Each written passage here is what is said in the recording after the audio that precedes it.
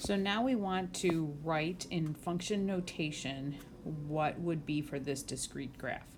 So when we've done these before, we've either started at 0 or 1. So if I notice here on my x-axis here, this is at 1. So I'm going to say f of 1, and the value at 1 comes up here to 2. So f of 1 equals 2. So that's always my first step in these.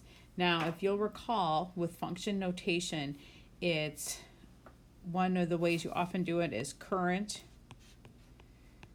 equals previous. And so previous is 2 here. And then what does it take for the next one? It's going to be going up by 1. So my change is increasing by 1. So current equals previous plus 1. How I write that in function notation, though, is current is f of n. Previous is f of n minus 1. And then I'm going to just do plus 1. So my final answer here, in fact, I'll write it in blue. My final answer here is I'm going to do f of 1 equals 2. And f of n equals f of n minus 1 plus 1. So that would be my answer. I do need to have both of those parts for writing this function notation from the graph.